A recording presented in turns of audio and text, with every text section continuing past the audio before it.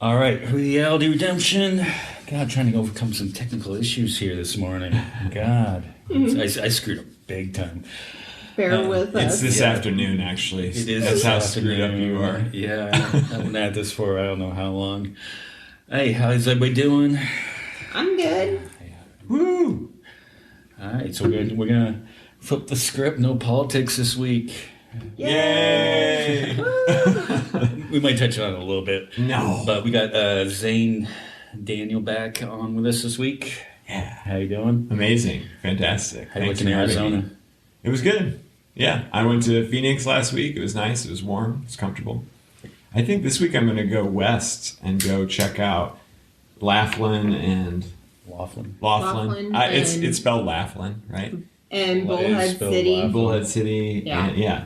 We're getting close to like desert parks and stuff. I want to check that out. Have you ever been to Lake Havasu? Nope. You should probably go down there and check that out.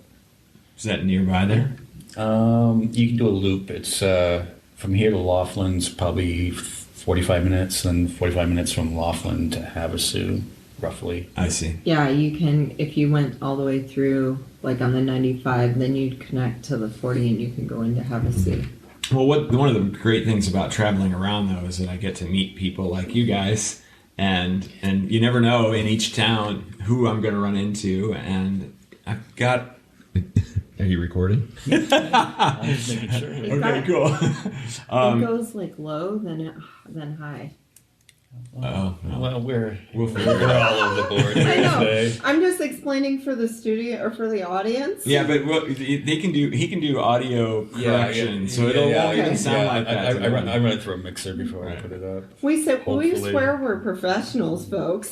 But anyway, I like going to different places because I can run in and meet different people. Sometimes I get to do some of the sessions, one-on-one, actually live, so that works out really well too. Okay, let's start off. You call yourself a light worker, right? Mhm. What is that? That's a great question. A light worker, oh my gosh. I called myself a light worker before I even knew what the word light worker meant. It just felt right. Because what I wanted to do, what I realized is I had spent a lot of my life, just earning an income for myself, right? And for my ex. And so I was always into, the capitalist approach, like making a living and trying to set myself up so that I wouldn't have to work anymore. Like I was trying to set myself up for almost like an early retirement. So I was investing in real estate and all that. And then I had an awakening and realizing that if I just continue to make money for myself, then I'm missing out on the opportunity to help others. And so when I first saw the term light worker, I went, well, yeah, I am a person of the light, which sounds very nice, and I want to help others. So I want to dedicate myself to that rather than just making money for myself. So that was my first definition of what a light worker is. Someone who works hard to bring the light to others. And sometimes the light sounds like it's a religious idea or whatever, but actually just the light, the light of the sun, the light of the world is what I'm trying to bring. And so if I can go and help people even find food or help them build their houses or do whatever, then I'm a light worker. I'm helping the humanity. Yeah. Or it sounds like poltergeist, kind of like, do not go into the light. Well, But the spiritual aspect of it. I'm not saying that, it's not a good thing, but I mean, that's what it reminded me of, Interesting. but it's Never heard it said completely like that. different, but yeah. But Right. that's what it reminded me of. I was thinking it was like some kind of Jedi thing. Right. Oh yeah, Yeah. like something Well, super if cool. you were to look up and the definition of light worker, it's someone who has discovered some sort of almost like supernatural ability, and through some sort of an awakening process, and then they dedicate their lives to helping people using that ability. Okay, so that does kind of make sense for It is this. kind of like a Jedi thing. Yeah. Yeah. So what did you do before this? I was a producer in the video game industry for 22 years. Oh, really? Yeah. Like what did you do? I- we would know? I worked at High Voltage Software, which is located in Chicago. And we worked on all kinds of different stuff. We worked on Hunter the Reckoning, Mortal Kombat 10. We worked on Saints Row, the Saints Row series, Saints Row 4, and Saints Row Get Out of Oh Hell. my God, my kids would love you. Right. So yeah, so that was my childhood passion, and so I just followed my passions. I figured out how my grandfather actually taught me how to program a computer when I was like 9. So the first thing I wanted to do with that was make games out of it. So that's what I did throughout my entire childhood. I was actually creating my own games. Now, my dad was a computer engineer, and I had those books where you just entered the code. Yeah. Very simple, and the games were very simple. Just X's and O's and whatever. But I did that as a kid. Yeah. Yeah, that's cool. Yeah, and so it was the video game industry that kind of where actually it was Mortal Kombat that made me go, okay, I am not contributing to society with this, because I don't know if you know anything about Mortal Kombat 10, but Mortal Kombat in general, all it was about was shock value. Right? Was finding horrific ways to kill people. And the more horrific it was, the more popular it became, because, shock value would get people to talk about it. So the version I worked on was one where when you landed a critical hit on an opponent, we would zoom in with an X-ray camera so we could watch the bone shards like breaking and shattering and moving through the body and lodging into muscle tissue, and then you'd hear the person scream in agony from your critical hit. And so it was when I'm working on that, I'm like, wait a minute, I am not actually contributing to society in any way. I think I maybe even contributing to making it worse. And it was really hammered home when we were about 6 to 8 hours late on delivering the PC version of Mortal Kombat 10. And our company began receiving death threats from fans because we were 8 hours late. That we were robbing them 8 hours worth of gameplay time that they could have had. What is psycho? Right. Yeah. Yeah. It was really interesting because the owner of the company and my boss were like, "Oh my gosh, what is wrong with these people?" And I said, "Think about it for just a second. What is the audience of this game? This game is all about the most brutal thing you can imagine. So if they don't get their brutality, then they want to land it on us. They want to exercise that." So that really helped me go, I don't want to do this anymore. That's not okay, though. Exactly. That's mentally disturbing. About what year was this?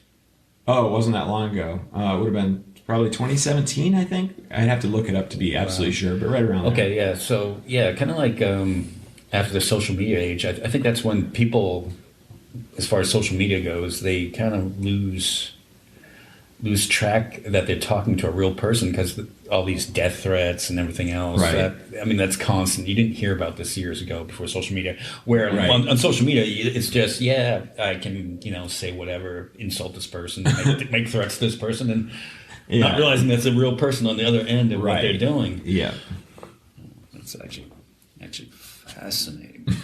Yeah, it was. Okay, where do you want to go with this? I have different notes on it. Sure. What's the soul essence activation? So, I think I have to even step back further, because for you to understand and for your audience to understand, I was raised by scientists, so I didn't believe any of this stuff. Like, my grandfather was it was a chemical engineer. He was a chemist who worked on triggers for the H-bomb after World War II.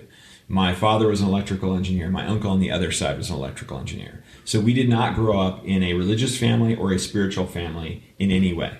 It wasn't even discussed. The idea that the majority of the population believed in some sort of fairy tale, was the way that it was described to us, was just ridiculous for us to believe in. So I went into life going, okay, you're born and you die, and evolution and Big Bang and all that stuff, and I didn't even open my mind at all to it. So it took until 2013, just after I was 40, that I had an ayahuasca experience.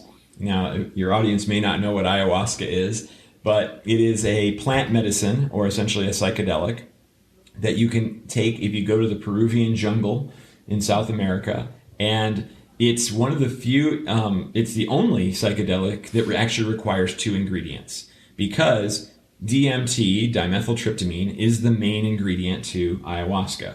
And DMT is actually produced by the body anyway.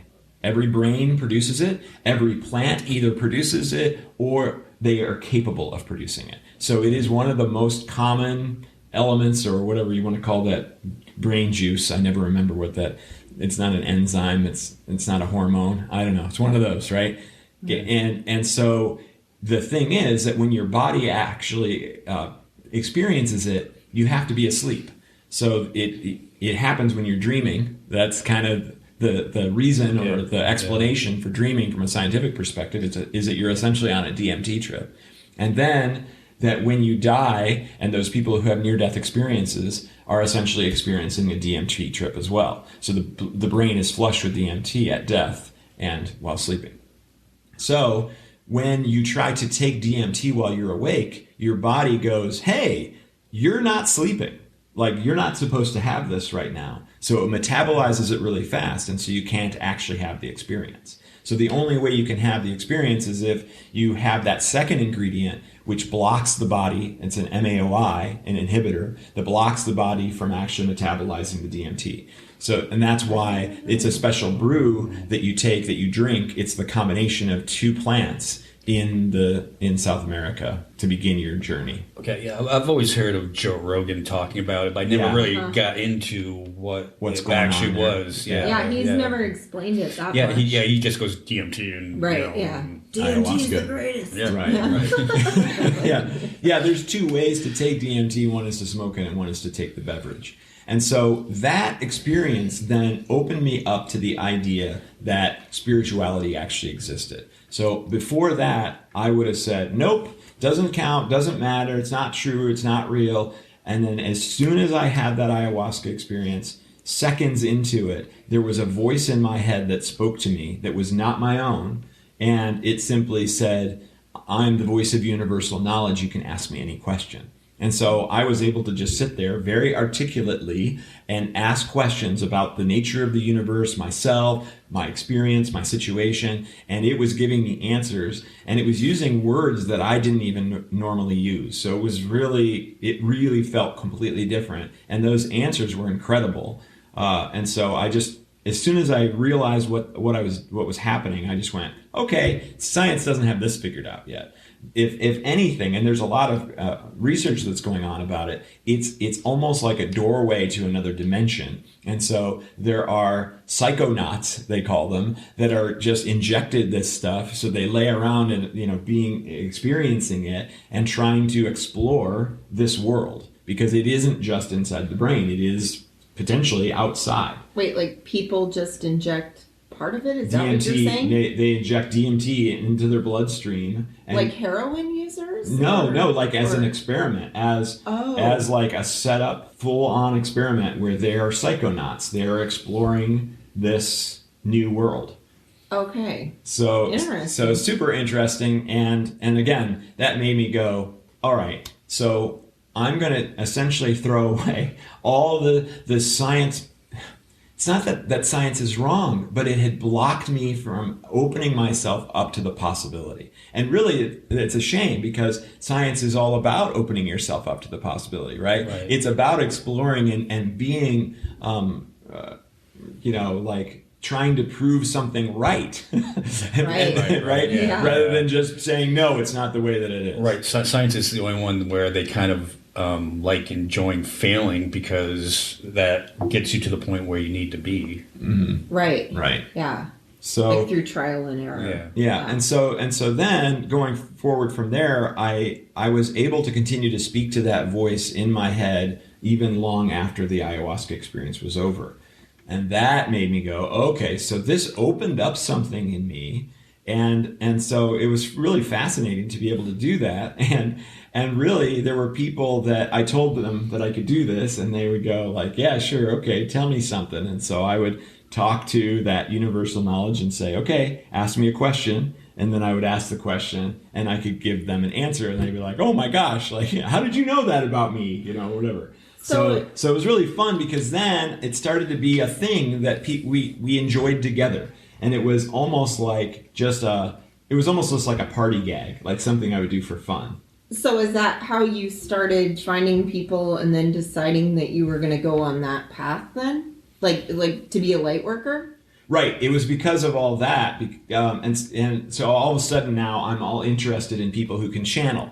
So I go online and I start watching people who can channel. Like Bashar is one of my favorites, a guy named Daryl Anka who channels this being called Bashar. And some of the philosophies of life that they would give were, whether it's a being from another dimension or not, I didn't care, but the information that was coming through was so fascinating and so interesting. Like, follow your highest excitement so that you experience the most synchronistic and amazing life that you possibly can. And really, that's what I had been doing up to that point, if you think about it. I loved video games, and I became a video game producer. I loved aquariums, and I started my own aquarium company. Things like that. I was always following my passion. And when I did, everything always worked out amazingly well. It was when I just tried to make money for myself that things didn't work out all that well. So it just all kind of started to play together, and I was able to look back at all the choices that I'd made and went, oh my gosh, I was kind of following a spiritual path and I didn't even actually realize it. So maybe money is the root of all evil. No, money is just an energy, and you can decide whether you like that energy or whether you don't like that energy. And we're trained as children what money is, and some parents train their children that money is bad, and some parents train their children that money is everything. Mm-hmm. Either way, we walk into this society, this capitalistic society, and say that money is essentially everything. Whether you think it's bad or whether you think it's good, right? That's all you care about. And so that has become very skewed as an energy in the society, when instead we should find ways to help each other as opposed to just following the money. Yeah, and that's like an American thing, though. It's like we are so... It's almost like there are so many people who are so embarrassed of like the socialist aspect that they just try to disguise it as capitalist too. Sometimes with the way that some of our stuff, like they hate that word so much, like because they don't really know that word just means like helping people. Right. And and if you think about money it works really well for this society and for human beings because we are survival creatures. So all we care about, our biggest fears are about not surviving or living on the street or whatever.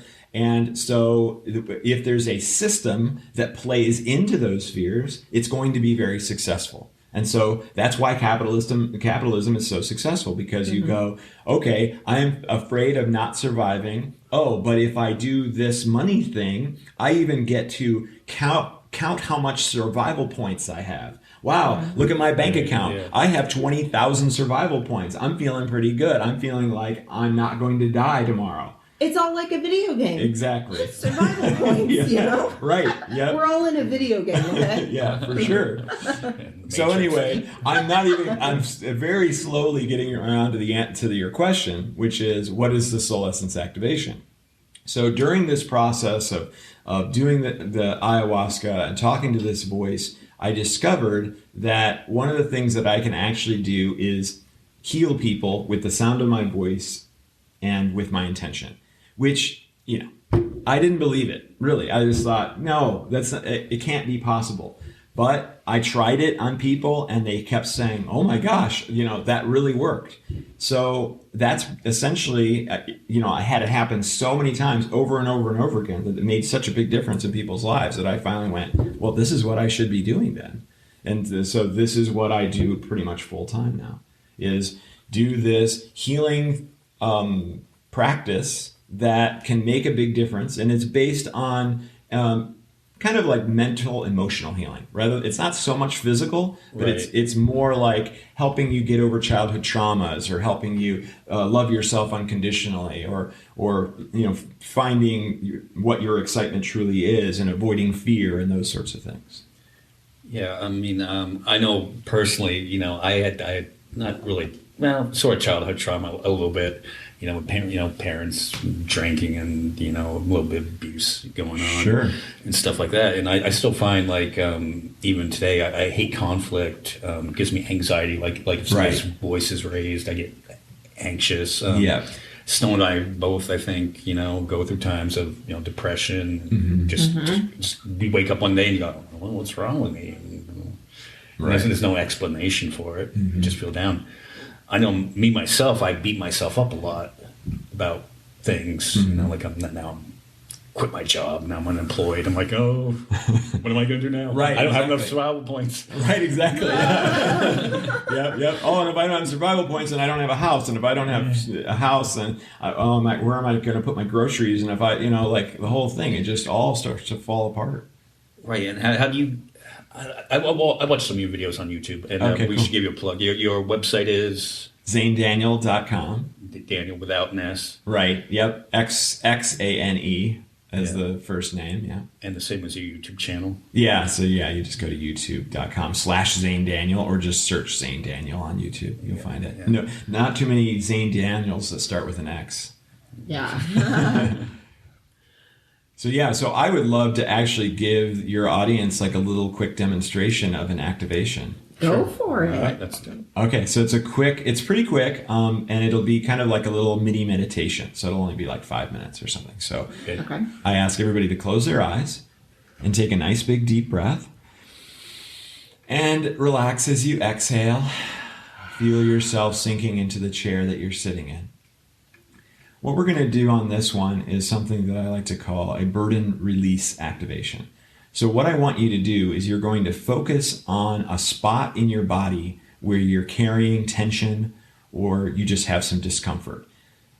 Ideally, it is based on some emotional situation. If it's just physical, that's fine and it'll work.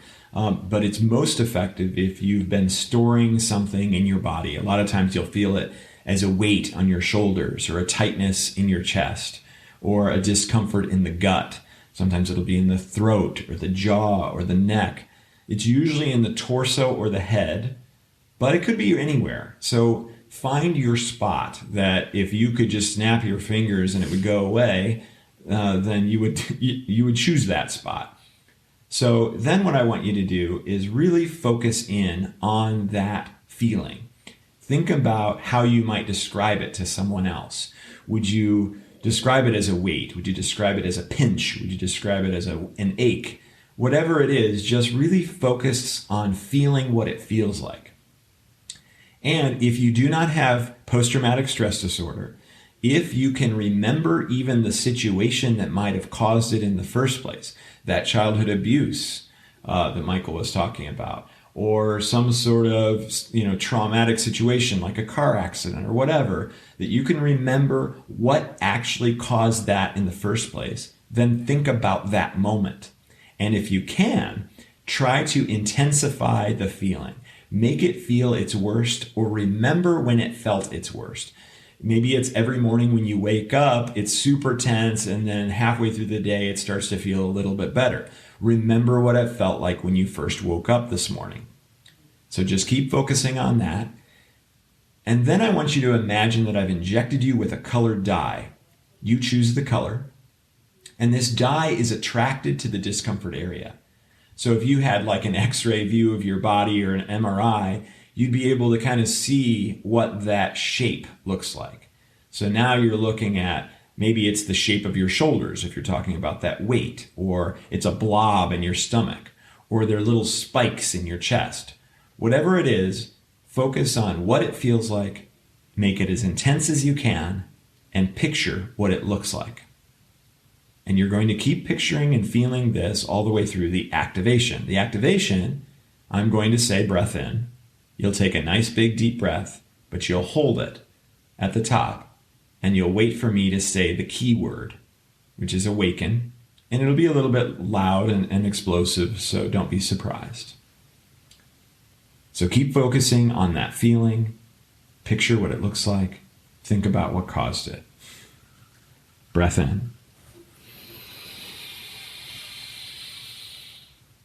Awaken. Good. So now you'll focus still on the feeling as much as you can. What usually happens is that it starts to dissipate. It might move to a different location, but it can take 5 to 10 to 20 minutes for it to go away. And if it moves to a different location, and it's still there after a half an hour or so, then rewind this recording and go back and do it again, focusing on the new spot. But a lot of times, like if you have a gut issue, then after I just did that activation, maybe it moves up into your throat because it's trying to leave your body through that method. So then you can just listen to it again if you need to. So when you're ready, go ahead and open your eyes.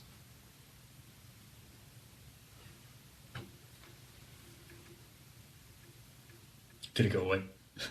It did a little, yeah. Like, I think it moved up to, mine was like in my stomach, so I think it moved up to like my chest. Yeah, mine, I always get a tightness like right here in this area. And usually worse in the morning. Okay, that's funny that I said that because I almost never say that. But it might have been the first time, actually. And when I did imagine it like dissipating or whatnot, it felt like, like bubbles. Like I saw like. Oh, I've heard people say that before, actually. Like, yeah, that's what I imagined in my mind. So check it again in 5-10 minutes and see. It might be gone completely. Yeah, it's almost like you're teaching people to really focus on things that they might avoid. They might not. Right. They might not even think about focusing on them. Exactly. Yeah. To be very aware. Mm-hmm. And this is almost this, because I watched a few of your videos, it's almost the same thing as moving negative entities in your body. Right, Yeah, the negative entity thing has really been huge. I didn't actually realize how many people suffer from that. And, it's one of those things, too, that just sounds crazy, right? Like some sort of spirit entity has attached itself to you and it's causing havoc. But because those videos have kind of blown up a little bit, not huge, but a little on YouTube, I've had a lot of people coming to me that have really, really persistent issues. Like the activation on YouTube helps the general public with a negative entity, but there are some who are really suffering from them, and they're really suffering bad, and the activation only gets rid of them for a short time, and then they essentially call them back, and without even realizing it, that they're doing it. And so I've created a class to help teach people how to remove these things for life, because yes, the activations work, but if they don't change their mindset, if they don't look at life differently, they don't look at themselves differently, then they essentially invite them right back into their field. So can you tell us, with that, some of their examples of what these people go through and you have helped them with? Yeah, it's any wide range. I've had people that have just hear strange voices in their head, to people who are really completely suffering, like they get wakened up in their sleep by these entities, there's one lady who is so irritated on her skin all over her body that she feels really uncomfortable wearing clothes. There's another woman who has tried to commit suicide 6 or 7 times because she's in such agony and such misery. And I do the class every 7 weeks, so there's always a new batch of people who are really suffering in some pretty extreme ways. And so far, after the 7 weeks, everybody is like, oh my gosh, you gave me my life back. And so that's been super rewarding and fun. And this is, you kind of like rewiring your brain in a way that... Right. That too, yes. So there's multiple approaches, because there's the energy work, like I just did that little example. I mean, the energy work that I do in those classes are 30 minutes, whereas that was 10 seconds, right? And so that makes a huge difference. People who receive that high vibrational energy work for 30 minutes really notice it, and that helps reprogram their brains as well. And then of course the mindset approach to, okay, this is how to look at life. This is how you can be grateful and have gratitude for everything that exists, essentially. Right. Right before I came over here, I was watching the one on depression, and you were talking about the it, constantly fighting the it. Right. The it will always come back, but you have to realize what the it is. Right. Yeah. Recognize it. Yeah. Because I called it the it because it works really well. It kind of personifies this negative feeling, because when you're a child and you've had some sort of traumatic experience, you don't know how to handle that. You don't know how to reconcile this traumatic experience. So it essentially kind of becomes this foreign invader, this foreign part of yourself that is just simply your fear response that's trying to find a way to survive, right? And so you have an extreme response to it and you survive it. So your body says, hey, that worked. I'm still alive. And so now this voice, this negative voice that says you should actually just hide in your bed all day because that's the only place that you're safe, you end up listening to that. You lose your motivation, you lose your interest in life because this voice is sitting there telling you that's what you should do in order to survive. It doesn't necessarily explain it to you like that, but that's essentially the message that's coming through. So the more that you listen to that of course, the more that you go ahead and hide or you feel miserable about yourself. And so the main trick to that is to simply go, you know what? It is a foreign invader. I am this amazing being of light that is unchanged since I was born. This foreign invader has come in and it feels like it's taken over. But the fact is that I am still this perfect being of light that wants to be happy, that wants the world to be happy, that wants to love and be loved. That's all still there. That can't ever change. But this other thing has gotten in the way and made it very difficult for you to actually see that about yourself. So the trick is simply to say, that negative voice is something else. It is not me. And you just keep repeating that every time it starts to talk to you. We're like, no. My perfect being of light, my perfect self would never say something negative about me. I know that's that foreign invader, and I don't need to listen to that anymore. Yeah, that foreign invader is like quicksand. It tries to suck you in. Mm-hmm. Like, it's like I've been depressed where and then I end up getting so mad at myself. I'm like, I'm sick and tired of staying in bed. Right. Well, and that's essentially it making you feel bad about what it is doing to you. Yeah. So it's double whammy, right? It is a real dick. It you sure hear is. that? It's a slippery slope. Right. Yeah, absolutely. You're a dick. you know, partly what led me to leave my job was it was a change of ownership, and the new boss would just come in and just make me feel miserable, even though our sales were the best ever. I knew I was doing a good job. Right. But that negative energy and just, hey, maybe it's not good enough. He needs help. See, that's the thing. Well, I mean, also ultimately, it is possible to unconditionally love all, because that is the secret to happiness. Really, just breaking it down. That's it. Unconditionally love all, and you can unconditionally love those who abuse and those who have been abused, because they are both suffering. The abuser it might even be suffering more than the one that they're abusing. Right, yeah. Bullies tend to be the ones that had trauma early Exactly. on. They don't know how to channel it, so they just turn it into more trauma. Right. And so everybody that you look at across the world is just trying to do great stuff. They're just trying to make money for themselves, earn those survival points, or they're trying to do what they think is the right thing. Well, a warmonger is super afraid of everything. There's so much fear in a warmonger that they convince thousands, maybe millions of people to murder others in the name of safety, in the greatest irony of all, right? And so if that's all, you can always break it down. Everybody who's evil, quote unquote, is just afraid.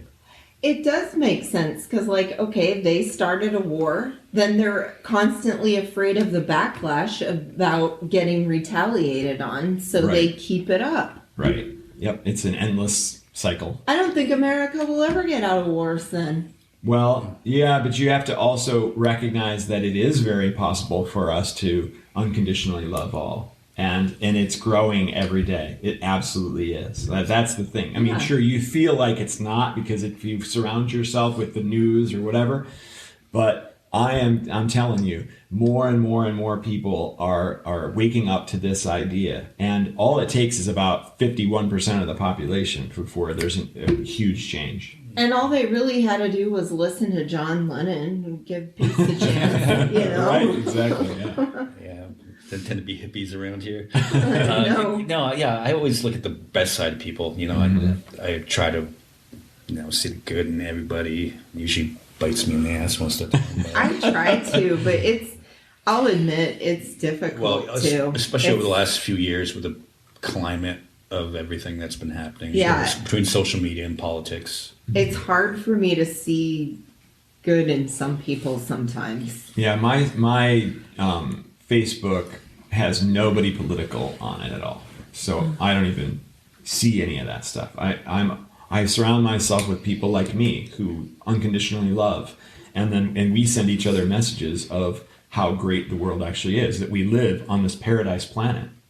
With all these incredible things that are happening every day. We can be amazed at the fact that we take this weird little dried up nub and we stick it in the ground and pour water over it and it turns into a 500-year-old tree. Like there are miracles happening all the time. And if we focus on what's wrong, then we miss out on all these incredible miracles. The sun is, 92 million miles away from the earth. But every time you go outside, you can feel the warmth of the sun because of how powerful it is. There's just thing after thing after thing that you can appreciate rather than seek out what's wrong. Yeah, see, I do love all that stuff. Like, I love the planet.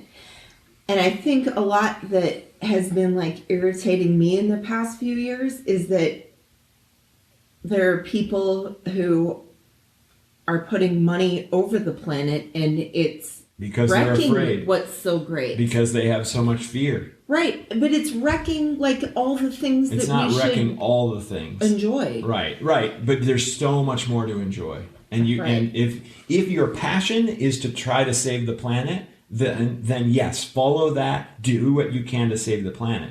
But if your passion is to feed all the hungry children in whatever country, then do that. And don't worry about what's wrong with how we're destroying the earth, because someone else who's passionate about saving the earth will do that. So if we just followed that passion, then we will create this incredible utopian society. Yeah, one of my favorite people is that one girl that they all made fun of, Greta, the young girl. Yeah.